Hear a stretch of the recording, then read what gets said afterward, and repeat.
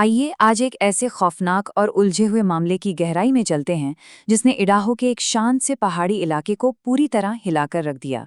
ये एक ऐसा सच्चा आपराधिक मामला है जहां एक छोटे से शहर की पुलिस सीधे सीधे एक बेहद डरावने कवर अप के बीचों बीच पहुंच गई। चलिए शुरू से इस पूरी गुत्थी को सुलझाते हैं। तो कहानी शुरू करते हैं सीधा उस खौफनाक आधी रात से।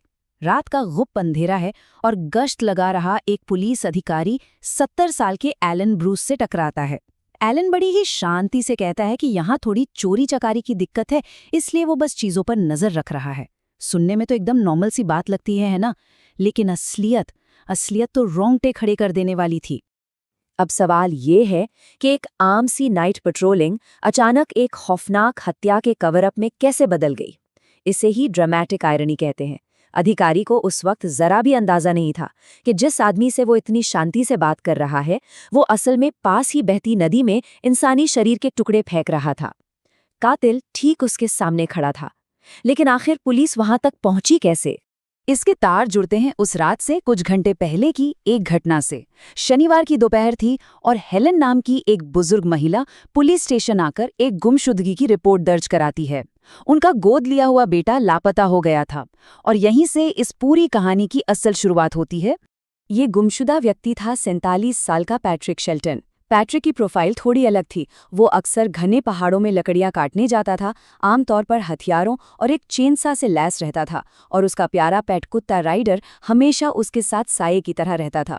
लेकिन पुलिस का ध्यान जिस बात ने सबसे ज्यादा खींचा वो ये थी कि हाल ही में एलन ब्रूस के साथ एक मोटर होम को लेकर पैट्रिक का भारी विवाद हुआ था। बस इसी एक सुराग ने जांच की सुई सीधा एलन की तरफ मोड़ दी। अगर हम इस टाइमलाइन को देखें तो सारा खेल समझ आने लगता है। गुरुवार की रात पैट्रिक एलन की प्रॉपर्टी पर जाता है। उसके बाद से उसे किसी ने नहीं देखा। फिर अगली ही रात शुक्रवार को एलन अंधेरे में नदी के पास पुलिस से टकराता है, वही रात जब वो सबूत मिटा रहा था।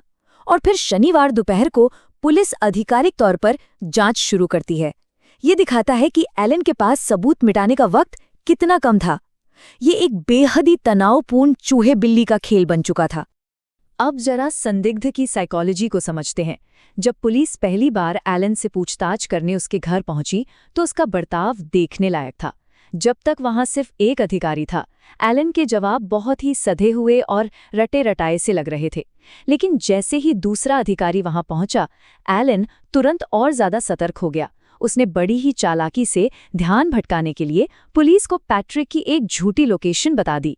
एलन की उस झूठी कहानी के बावजूद पुलिस की जांच उन्हें बिग हिल नाम के एक बेहद सुनसान और जंगली इलाके में ले गई। वहां टायर के निशानों का पीछा करते हुए अधिकारियों को आखिरकार पैट्रिक का लाल रंग का पिकअप ट्रक मिल ही गया। ट्रक का शीशा टूटा हुआ था और वहां का पूरा माहौल ही कुछ अजीब और संदिग्ध सा लग रहा था। लेकिन यहां सबसे ज्यादा चौंकाने वाली बात कुछ और ही थी। उस खून से सने ट्रक के अंदर पैट्रिक का कुत्ता राइडर जिंदा मिला। वो बुरी तरह प्यासा था। अब हम सब जानते हैं कि कुत्तों के सूंघने की क्षमता इंसानों से करीब 1 लाख गुना ज्यादा होती है। राइडर हवा में कुछ सूंघकर बहुत बेचैन हो रहा था। इससे अधिकारियों को ये तो समझ आ गया कि पैट्रिक वहां नहीं है, लेकिन यहाँ कुछ बहुत ही भयानक जरूर हुआ है। अब यहाँ जो रणनीति अपनाई गई वो वाकई काबिले तारीफ है। अधिकारियों को पक्का शक था कि एलन अपनी प्रॉपर्टी पर सबूत मिटा रहा है, इसलिए बिना कोई भनक लगने दिए एक पुलिस वाले ने बातों में उलझाकर एलन को अपनी गाड़ी में बिठा लिया। और जैसे ही एलन वहां से हटा, पुलिस ने कथित रूप से साफ दिख रही उस जगह की जांच के लिए अपने special K9 sniffer dog spy को मैदान में उतार दिया। K9 स्पाई ने बिना कोई देर किए सीधा वहां रखे उन बर्न्ट बैरल्स यानी जलाने वाले ड्रम्स की तरफ इशारा किया, और जब उन ड्रम्स के अंदर देखा गया तो नज़ारा बेहद खौफनाक था। टूटे हुए कांच, लेटेक्स ग्लव्स, खून से सना एक वैक्यूम फिल्टर, नाइट विजन दूरबीन, खून के निशान वाली एक बेसबॉल कैप और इंसान की हड्डियों के टुकड़े। बस यहीं एलन का सारा खेल खत्म हो गया।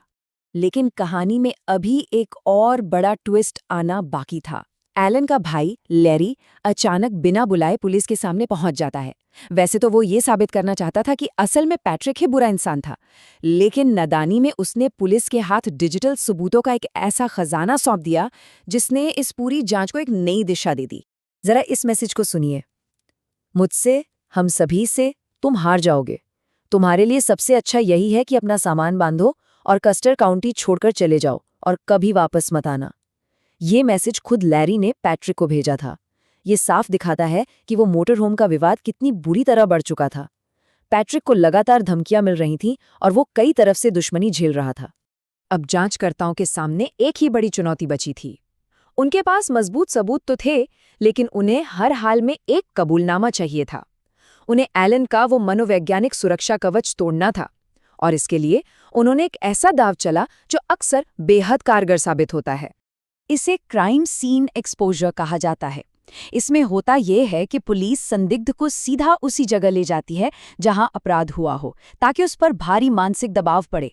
पुलिस ने भी यही किया। उन्होंने एलन को पुलिस कार से बाहर निकाला और ठीक उसी जगह ले जाके खड़ा कर दिया जहां उसने वो रूह कपा देने वाला काम किया था। अपने ही किए गए जघन्य अपराध के बीचों बीच खड़े होने का दबाव किसी भी इंसान को तोड़ने के लिए काफी होता है। और वही हुआ। एलन आखिरकार टूट गया। उसने जो बताया वो वाकई डरावना था। उसने कहा, उसे लकड़ियों के साथ एक बर्न बैरल में फेंक दिया, उस पे चेनसॉ चला दिया, क्लोरोक्स से सब धो डाला। उसने पैट्रिक की हत्या से लेकर सबूतों को ब्लीच से धोने तक सब कुछ मान लिया। हालांकि खुद को बचाने के लिए उसने कहानी में ये झूठ जरूर जोड़ा कि ये सब उसने सिर्फ अपनी आत्मरक्षा में किया था।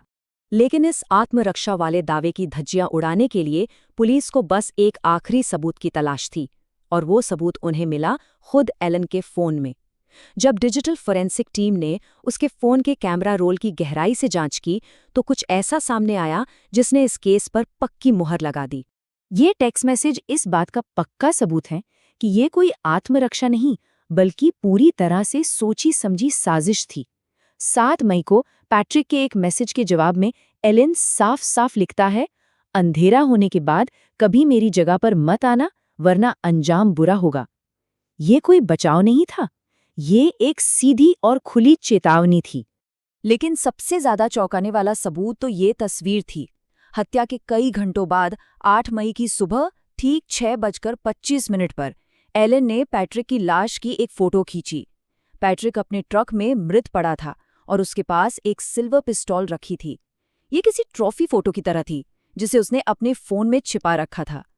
इसी एक तस्वीर ने उसके सारे झूठे दावों की पोल खोलकर रख दी।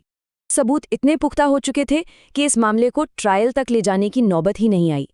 अक्टूबर 2025 में एलन ब्रूस ने कानूनी रूप से अल्फर्ड प्ली ली। इसका मतलब यह है कि वो कोर्ट में खुद को निर्दोष तो कहता रहा, लेकिन उसने औपचारिक रूप से ये बात मान ली कि अभियोजन पक्ष के पास उसे दोषी ठहराने के लिए ज़रूरत से कहीं ज़्यादा सबूत मौजूद हैं। कानूनी कार्रवाई का अंत कुछ यूं हुआ कि एलन को 20 साल की सजा सुनाई गई। इसका सीधा सा मतलब ये है कि वो अपने जीवन के 80वें दशक तक पहुंचने से पहले पैरोल के योग्य भी नहीं होगा। इस जघन्य और खौफनाक अपराध को देखते हुए ये कहना गलत नहीं होगा कि वो शायद अपनी बाकी की पूरी जिंदगी जेल की सलाखों के पीछे ही बिताएगा। इस पूरी चर्चा के बाद एक बहुत ही गहरा सवाल जहन में आता है।